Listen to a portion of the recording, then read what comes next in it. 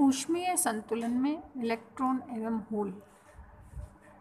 माना चालन बैंड में ई ऊर्जा के आसपास इकाई ऊर्जा परासीय अवस्था घनत्व Ne है। Ne = 1 घन मीटर आयतन में ई ऊर्जा के पास इकाई ऊर्जा परास में उपलब्ध अनुमत अवस्थाओं की संख्या n ब्रैकेट में E है। अतः ऊर्जा अंतराल DE में अवस्था घनत्व का मान NeDe होगा। ऊर्जा E पर किसी अवस्था में इलेक्ट्रॉन के होने की प्रायिकता Fe है। Fe NeDe = ऊर्जा अंतराल DE में इलेक्ट्रॉन घनत्व।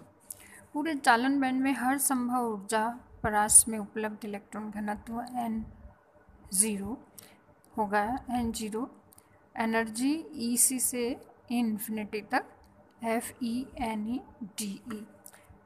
हम ये जानते हैं कि ज़्यादातर इलेक्ट्रॉन निम्न ऊर्जा स्तर EC के पास की अवस्था में होते हैं।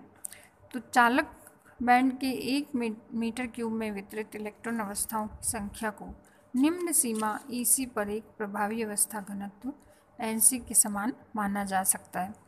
चालन बैंड की निम्न सीमा EC की किसी अवस्था में इलेक्ट्रॉन के होने की प्रायिकता FeC हो तो चालन बैंड में कुल इलेक्ट्रॉन घनत्व होगा N0 = NcFc।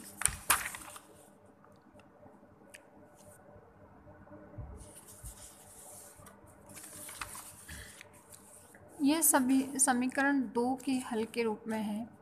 FeC = N0/Nc। समीकरण 1 में रखने पर N0 = Nc/1 + Ec - Ef/kT, जो कि हम जानते हैं फर्मियंस जो स्टैटिस्टिक्स को फॉलो करते हैं उसका ये फॉर्मूला होता है। सामान्यतः EF चालन बैंड की निम्न सीमा EC से इतना नीचे होता है कि e⁻ EFkT के मान की तुलना में 1 नगण्य होगा। तो हम क्या करेंगे, 1 को नेगलेक्ट करके इसको ऊपर ले जाएंगे तो हो जाएगा Nc = N0 e⁻ NcEC स्तर में प्रभावी अवस्था घनत्व है। इसका परिकलन क्वांटम सांख्यिकी द्वारा किया जाता है। मुक्त इलेक्ट्रॉन सन्निकट में इलेक्ट्रॉन अवस्था घनत्व। मुक्त इलेक्ट्रॉन की गतिज ऊर्जा हम जानते हैं E = 1/2m² चूँकि हम P के फॉर्म में लिखेंगे तो P²/2me, क्योंकि हम जानते हैं P = λh/λ। तो K = 2π/λ, K = 2πp/h। तो P = h/2πk।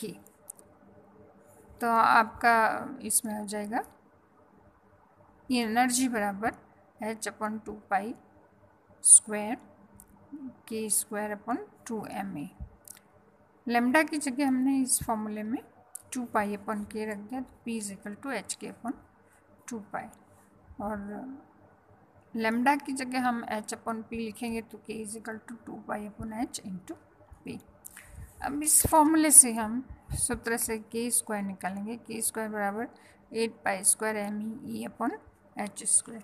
k² को लिख देंगे kx² + ky² + kz² बराबर 8π² me × E।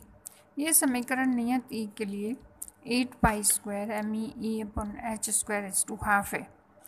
ये आपका एक गोले की इक्वेशन बन गई। kx² + k समिष्ट में kx² + ky² + kz², ये आपके सदिश वेक्टर हैं, वेव प्रोपगेशन वेक्टर है, तरंग संचरण, या आप इसको प्रोपगेशन वेक्टर कह सकते हैं, संचरण सदिश।